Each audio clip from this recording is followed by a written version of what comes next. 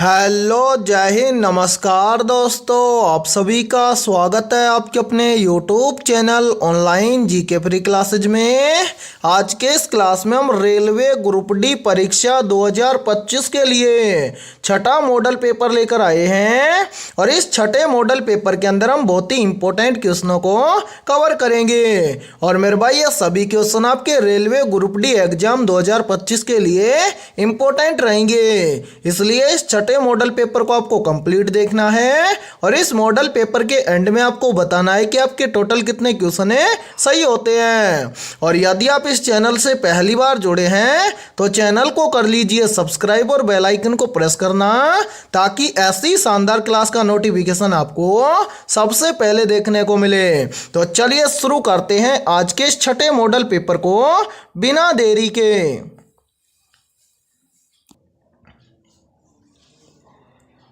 पहला प्रश्न है आप सभी के सामने, मानव शरीर का सामान्य रक्त दाब कितना होता है। वेरी इंपॉर्टेंट प्रश्न है ये, तो जल्दी से बताइए इन चारों में से करेक्ट आंसर है क्या होगा। आपसे पूछा गया है कि मानव शरीर में सामान्य रक्त दाब कितना होता है, तो यहाँ पर देखिए इन चारों में से करेक्ट आंसर हो जाएगा सभी का ऑप्शन है ए, यानी कि मानव शरीर का सामान्य रक्त दाब होता है 120/80। तो पहले प्रश्न के अंदर करेक्ट आंसर हो जाएगा सभी का ऑप्शन है ए। तो चलिए फिर अगला प्रश्न देखते हैं।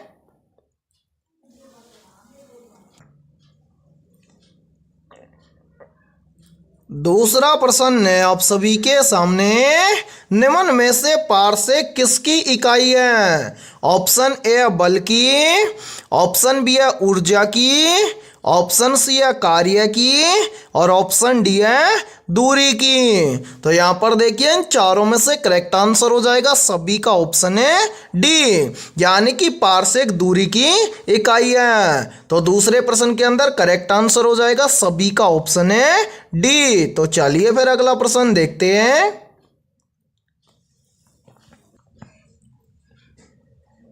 तीसरा प्रश्न है आप सभी के सामने, निम्न में से सांची का स्तूप कहाँ स्थित है। ऑप्शन ए राजस्थान में, ऑप्शन बी है मध्य प्रदेश में, ऑप्शन सी है उत्तर प्रदेश में और ऑप्शन डी है गुजरात में। तो जल्दी से बताइए इन चारों में से करेक्ट आंसर है क्या होगा। आपसे पूछा गया है कि निम्न में से सांची का स्तूप कहाँ स्थित है, तो मेरे भाई यहाँ पर देखिए इन चारों में से करेक्ट आंसर हो जाएगा सभी का ऑप्शन है बी, यानी कि सांची का स्तूप मध्य प्रदेश में स्थित है। तो तीसरे प्रश्न के अंदर करेक्ट आंसर हो जाएगा सभी का ऑप्शन है बी। और मेरे भाई यहाँ पर देखिए यहीं से एक प्रश्न और बनता है और काफी बार एग्जाम के अंदर पूछा भी जाता है। पूछा जाता है कि भारत का कौन सा राज्य क्षेत्रफल की दृष्टि से सबसे बड़ा है। तो मेरे भाई याद रखना, क्षेत्रफल की दृष्टि से भारत का सबसे बड़ा राज्य है राजस्थान। इसी के साथ में देखिए यहीं से एक क्वेश्चन और बनता है और काफी बार एग्जाम के अंदर पूछा भी जाता है। पूछा जाता है कि भारत के किस राज्य में सबसे अधिक मात्रा में वन पाए जाते हैं। तो यहाँ पर देखिए इन चारों में से करेक्ट आंसर होगा क्या, ऑप्शन बी, यानी कि मध्य प्रदेश के अंदर या मध्य प्रदेश राज्य के अंदर सबसे अधिक मात्रा में वन पाए जाते हैं। और मेरे भाई जो सांची का स्तूप है ये भी मध्य प्रदेश राज्य के अंदर स्थित है। तो तीसरे प्रश्न के अंदर करेक्ट आंसर हो जाएगा सभी का ऑप्शन है बी। और मेरे भाई यहाँ पर देखिए यदि ये क्लास आपको पसंद आ रही है तो जल्दी से एक बार इस क्लास को लाइक कर दीजिए, और यदि आप इस चैनल से पहली बार जुड़े हैं तो चैनल को कर लीजिए सब्सक्राइब और बेल आइकन को प्रेस करना, ताकि ऐसी ही शानदार क्लास का नोटिफिकेशन आपको सबसे पहले देखने को मिले। और यदि आप पहली बार के अंदर रेलवे ग्रुप डी एग्जाम 2025 को क्रैक करना चाहते हैं तो हमने आपके रेलवे ग्रुप डी एग्जाम 2025 के लिए GK, GS, mathematics, science, current affairs और रीजनिंग के लगभग 21,000 प्लस मोस्ट इंपोर्टेंट क्वेश्चनों का पीडीएफ सेट तैयार किया है। यदि आप ये 21,000 प्लस मोस्ट इंपोर्टेंट क्वेश्चनों का पीडीएफ सेट लेना चाहते हैं तो आप हमारे इस व्हाट्सएप नंबर पर कांटेक्ट करके ले सकते हैं। और मेरे भाई इस पीडीएफ सेट की प्राइस हमने रखी है मात्र और मात्र 51 रुपए, यानी कि 51 रुपए की फीस के अंदर आपको रेलवे ग्रुप डी एग्जाम 2025 के लिए ऑल सब्जेक्ट के ऊपर टॉपिक वाइज लगभग 21,000 प्लस क्वेश्चनों का पीडीएफ सेट दिया जाएगा।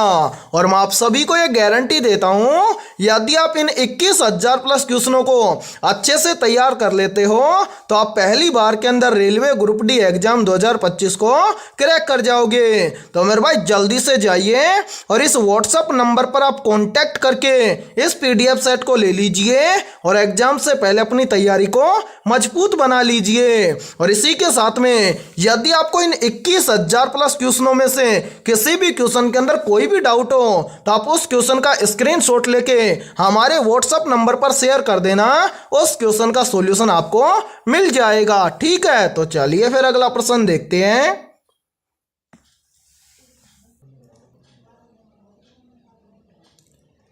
चौथा प्रश्न है आप सभी के सामने, राष्ट्रपति द्वारा क्षमा दान की प्रक्रिया किस अनुच्छेद में है? ऑप्शन ए अनुच्छेद 61 में, ऑप्शन बी है अनुच्छेद 123 में, ऑप्शन सी है अनुच्छेद 72 में और ऑप्शन डी है अनुच्छेद 52 में। तो यहां पर देखिए इन चारों में से करेक्ट आंसर हो जाएगा सभी का ऑप्शन है सी, यानी कि राष्ट्रपति द्वारा क्षमा दान की प्रक्रिया अनुच्छेद 72 में है। तो चौथे प्रश्न के अंदर करेक्ट आंसर हो जाएगा सभी का ऑप्शन है सी। तो चलिए फिर अगला प्रश्न देखते हैं।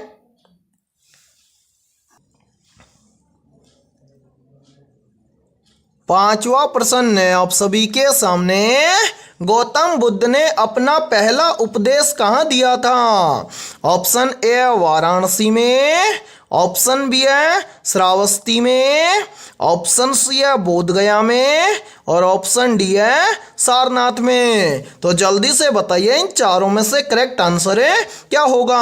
आपसे पूछा गया है कि गौतम बुद्ध ने अपना पहला उपदेश कहाँ दिया था। मेरे भाई मोस्ट इंपोर्टेंट प्रश्न है ये, तो जल्दी से बताइए इन चारों में से करेक्ट आंसर है क्या होगा? तो ध्यान से देखिए इन चारों में से करेक्ट आंसर हो जाएगा सभी का ऑप्शन है डी, यानी कि गौतम बुद्ध ने अपना पहला उपदेश दिया था सारनाथ में। तो पांचवें प्रश्न के अंदर करेक्ट आंसर हो जाएगा सभी का ऑप्शन है डी। तो चलिए फिर अगला प्रश्न देखते हैं।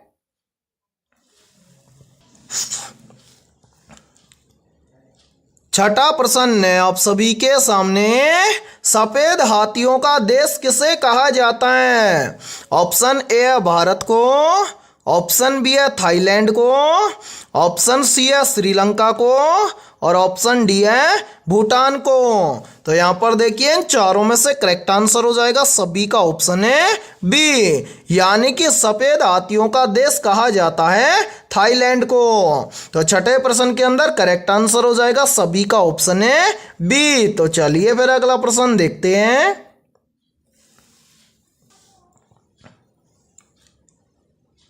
सातवां प्रश्न है आप सभी के सामने, निम्न में से हीटर की स्प्रिंग किसकी बनी होती है? ऑप्शन ए है नाइक्रोम की, ऑप्शन बी है लोहा की, ऑप्शन सी है तांबा की और ऑप्शन डी है पीतल की। तो मेरे भाई जल्दी से बताइए इन चारों में से करेक्ट आंसर है क्या होगा? आपसे पूछा गया है कि हीटर की स्प्रिंग किसकी बनी होती है, या फिर देखिए इसी प्रश्न को एग्जाम के अंदर घुमाकर ऐसे भी पूछ लिया जाता है, पूछा जाता है कि निम्न में से हीटर की स्प्रिंग किस धातु की बनी होती है। तो यहां पर देखिए इन चारों में से करेक्ट आंसर हो जाएगा सभी का ऑप्शन है ए, यानी कि जो हीटर की स्प्रिंग होती है ये नाइक्रोम धातु की बनी होती है। तो सातवें प्रश्न के अंदर करेक्ट आंसर हो जाएगा सभी का ऑप्शन है ए। और मेरे भाई बहुत ही इंपॉर्टेंट प्रश्न है ये, तो जल्दी से एक काम कीजिए इस प्रश्न का आप स्क्रीनशॉट ले लीजिए। ठीक है, तो चलिए फिर अगला प्रश्न देखते हैं।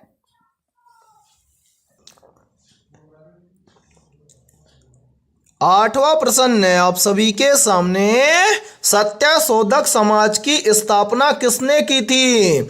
ऑप्शन ए है महात्मा गांधी ने, ऑप्शन बी है दयानंद सरस्वती ने, ऑप्शन सी है ज्योतिबा फूले ने और ऑप्शन डी है विवेकानंद ने। तो यहाँ पर देखिए इन चारों में से करेक्ट आंसर हो जाएगा सभी का ऑप्शन है सी, यानी कि सत्यशोधक समाज की स्थापना की थी ज्योतिबा फूले ने। तो आठवें प्रश्न के अंदर करेक्ट आंसर हो जाएगा सभी का ऑप्शन है सी। तो चलिए फिर अगला प्रश्न देखते हैं।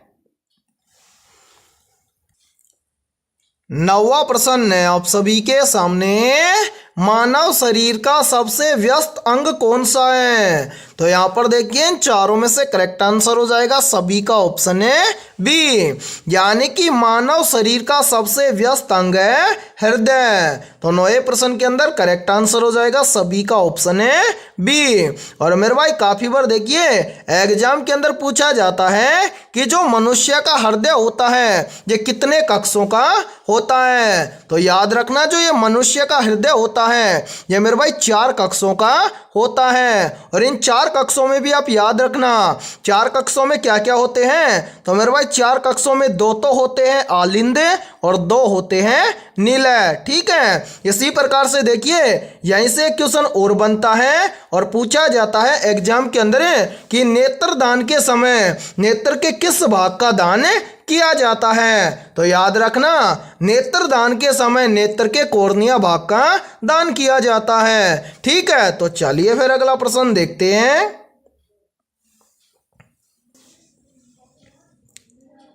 10वां प्रश्न है आप सभी के सामने, निम्न में से पेरियार अभ्यारण्य कहाँ स्थित है?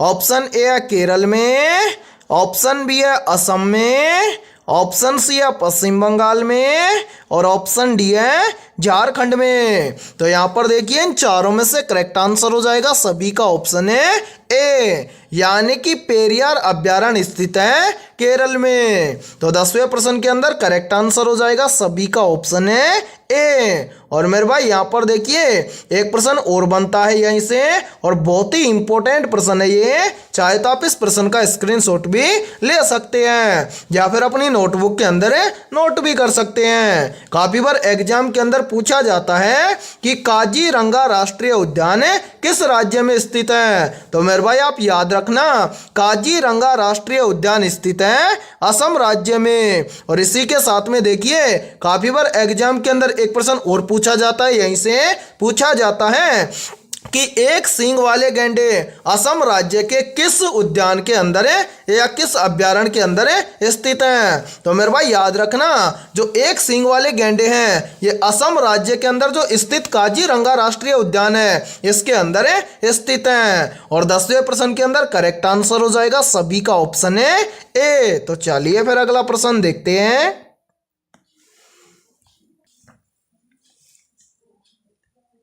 11वां प्रश्न है आप सभी के सामने, कवक की कोशिका भित्ति किसकी बनी होती है? मोस्ट इंपोर्टेंट प्रश्न है ये। तो यहां पर देखिए इन चारों में से करेक्ट आंसर हो जाएगा सभी का ऑप्शन है ए, यानी कि कवक की कोशिका भित्ति बनी होती है सेल्यूलोज की। तो 11वें प्रश्न के अंदर करेक्ट आंसर हो जाएगा सभी का ऑप्शन है ए। और मेरे भाई देखिए इस क्लास के अंदर आपको एंड तक बने रहना है क्योंकि इस क्लास के अंदर बहुत ही इंपॉर्टेंट क्वेश्चन होने वाले हैं और ये सभी क्वेश्चन आपके रेलवे ग्रुप डी एग्जाम 2025 के लिए रामबाण साबित होने वाले हैं। इसलिए आपको क्या करना है इस क्लास के अंदर एंड तक बने रहना है और क्लास के एंड में आपको बताना है कि आपके टोटल कितने क्वेश्चन सही होते हैं। और यदि आपको किसी भी क्वेश्चन का आंसर पहले से आता हो तो उस क्वेश्चन का आंसर आप कमेंट सेक्शन के अंदर जरूर कमेंट करें, ठीक है। तो चलिए फिर अगला प्रश्न देखते हैं।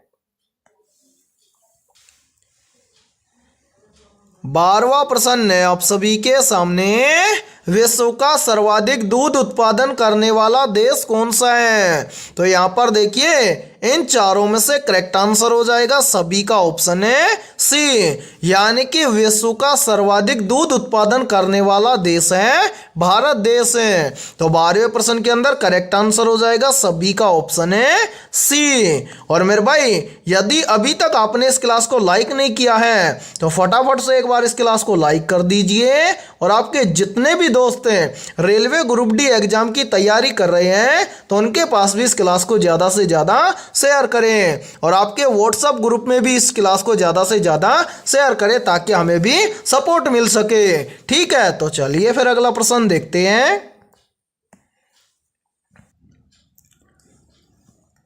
13वां प्रश्न है आप सभी के सामने। किस मिट्टी को कपास की खेती के लिए उपयुक्त माना जाता है? ऑप्शन ए है जलोढ़ मिट्टी को, ऑप्शन बी है लेटराइट मिट्टी को, ऑप्शन सी है काली मिट्टी को और ऑप्शन डी है लाल मिट्टी को। तो यहाँ पर देखिए इन चारों में से करेक्ट आंसर हो जाएगा सभी का ऑप्शन है सी, यानी कि इन सभी में से काली मिट्टी को कपास की खेती के लिए उपयुक्त माना जाता है। तो 13वें प्रश्न के अंदर करेक्ट आंसर हो जाएगा सभी का ऑप्शन है सी। तो चलिए फिर अगला प्रश्न देखते हैं।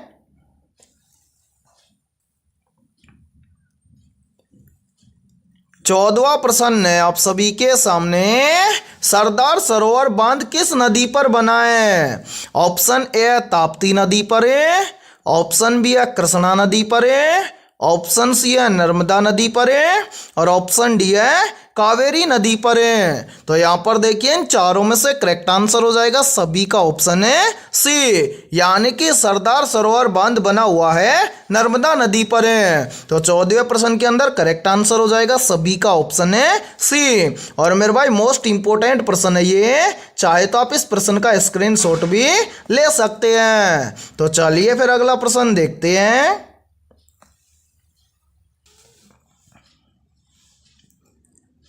15वां प्रश्न है आप सभी के सामने। पहला नोबेल पुरस्कार कब प्रदान किया गया था?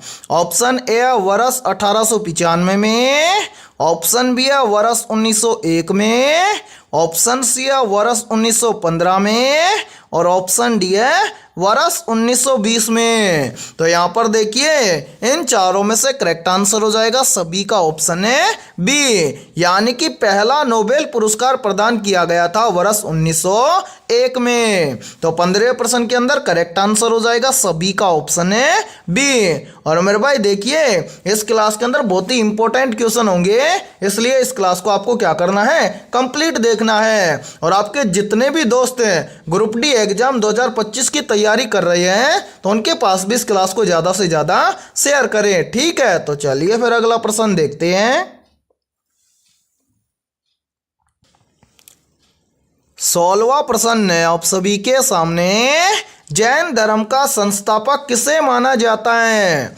ऑप्शन ए है सिद्धार्थ को, ऑप्शन बी है पार्श्वनाथ को, ऑप्शन सी है महावीर स्वामी को और ऑप्शन डी है ऋषभ देव को। तो यहाँ पर देखिए इन चारों में से करेक्ट आंसर हो जाएगा सभी का ऑप्शन है डी, यानी कि जैन धर्म का संस्थापक माना जाता है ऋषभ देव को। तो 16वें प्रश्न के अंदर करेक्ट आंसर हो जाएगा सभी का ऑप्शन है डी। तो चलिए फिर अगला प्रश्न देखते हैं।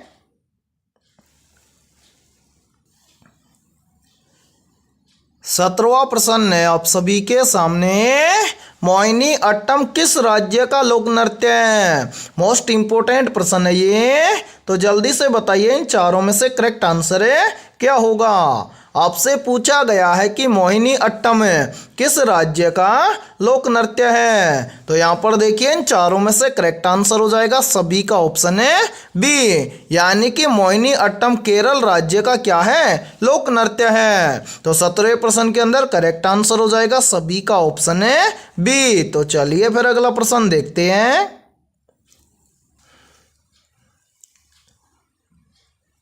18वां प्रश्न है आप सभी के सामने। नोबेल पुरस्कार पाने वाले पहले भारतीय कौन थे?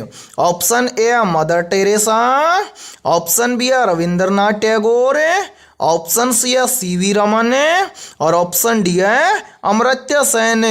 तो यहाँ पर देखिए इन चारों में से करेक्ट आंसर हो जाएगा सभी का ऑप्शन है बी, यानी कि नोबेल पुरस्कार पाने वाले पहले भारतीय थे रविंद्रनाथ टैगोर।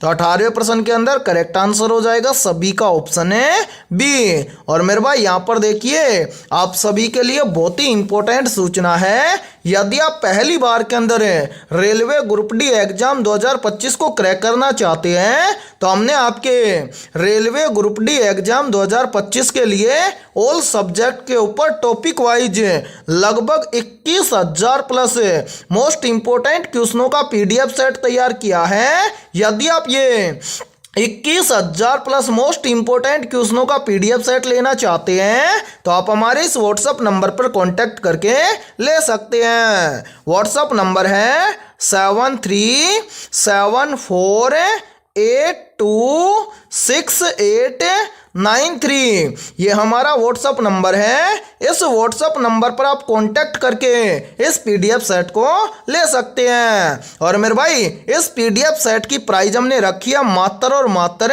51 रुपये, यानी कि 51 रुपये की फीस के अंदर आपको ऑल सब्जेक्ट के ऊपर टॉपिक वाइज लगभग 21,000 प्लस मोस्ट इंपोर्टेंट क्वेश्चनों का पीडीएफ सेट दिया जाएगा। और मैं आप सभी को ये गारंटी देता हूं, यदि आप रेलवे ग्रुप डी एग्जाम 2025 से पहले यदि आप इन 21,000 प्लस क्वेश्चनों को अच्छे से तैयार कर लेते हो तो आप पहली बार के अंदर रेलवे ग्रुप डी एग्जाम 2025 को क्रैक कर जाओगे। तो मेरे भाई जल्दी से जाइए और इस व्हाट्सएप नंबर पर आप कांटेक्ट करके इस पीडीएफ सेट को ले लीजिए और एग्जाम से पहले अपनी तैयारी को मजबूत बना लीजिए। और इसी के साथ में यदि आपको इन 21,000 प्लस क्वेश्चनों में से किसी भी क्वेश्चन के अंदर कोई भी डाउट हो तो आप उस क्वेश्चन का स्क्रीनशॉट लेके हमारे व्हाट्सएप नंबर पर शेयर कर देना, उस क्वेश्चन का सॉल्यूशन आपको मिल जाएगा। ठीक है, तो चलिए फिर अगला प्रश्न देखते हैं।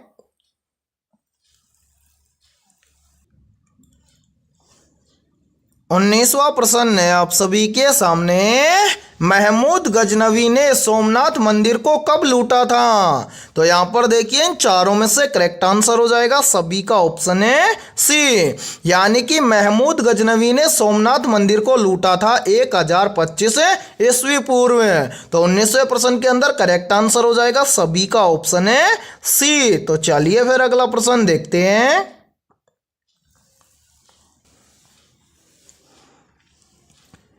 20वां प्रश्न है आप सभी के सामने, जैन धर्म के वास्तविक संस्थापक किसे माना जाता है? ऑप्शन ए है सिद्धार्थ को, ऑप्शन बी है पार्श्वनाथ को, ऑप्शन सी है महावीर स्वामी को और ऑप्शन डी है ऋषभ देव को। तो यहां पर देखिए इन चारों में से करेक्ट आंसर हो जाएगा सभी का ऑप्शन है सी, यानी कि जैन धर्म के वास्तविक संस्थापक माना जाता है महावीर स्वामी को। तो 20वें प्रश्न के अंदर करेक्ट आंसर हो जाएगा सभी का ऑप्शन है सी। और मेरे भाई यहां पर देखिए इन दोनों क्वेश्चनों में आपको कंफ्यूजन नहीं होना चाहिए। देखिए आपसे यदि प्रश्न पूछा जाए कि जैन धर्म की स्थापना किसने की थी या जैन धर्म का संस्थापक किसे माना जाता है, तो किसको माना जाता है? वो माना जाता है ऋषभ देव को। और प्रश्न इस टाइप से पूछा जाए कि जैन धर्म के वास्तविक संस्थापक किसे माना जाता है, तब आपका आंसर होगा महावीर स्वामी। ठीक है, तो 20वें प्रश्न के अंदर करेक्ट आंसर हो जाएगा सभी का ऑप्शन है सी। तो आज के इस क्लास के अंदर इतना ही। यदि ये क्लास आपको पसंद आई है तो जल्दी से एक बार इस क्लास को लाइक कर दीजिए, और यदि आप इस चैनल से पहली बार जुड़े हैं तो चैनल को कर लीजिए सब्सक्राइब और बेल आइकन को प्रेस करना, ताकि ऐसी शानदार क्लास का नोटिफिकेशन आपको सबसे पहले देखने को मिले।